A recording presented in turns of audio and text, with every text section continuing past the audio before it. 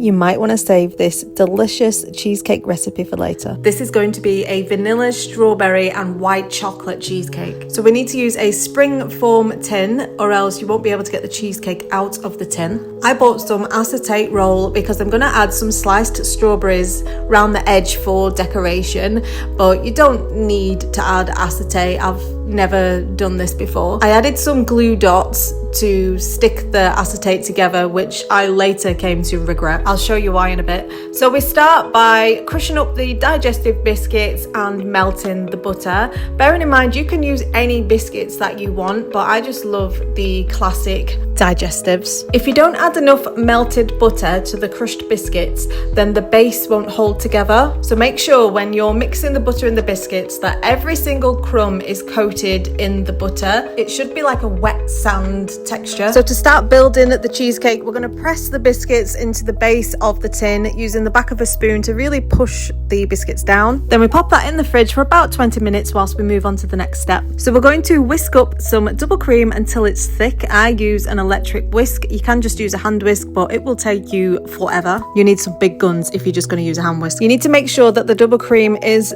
thickened. If you don't mix long enough, then the cheesecake won't hold its structure, and if you whisk the double cream too much, then it can split. So to prevent this happening, I always switch to a hand whisk when I see it begin to thicken. Now in a separate bowl, I add the cream cheese and some icing sugar. No need to sift it, with a dash of vanilla flavouring. I mix that until it's just combined, so that doesn't take as long as the double cream. Then I mixed both of these together, and I also added some chopped white chocolate, which just made it even more delicious. I added the sliced strawberries around the edge, and then I poured in the cheesecake mixture. Now we need to leave enough time for the cheesecake to set, so I highly recommend leaving it overnight. Now this is where I ran into some issues with the acetate. It was really stuck together, so I had to use a pair of scissors to kind of cut it free. I think I'll just use a tiny bit of sellotape next time. I would also pop the cheesecake in the freezer for about 10 minutes before removing the baking paper, because I did lose a few crumbs. But apart from that, it turned out perfect. It was very silky and it just melts in your mouth.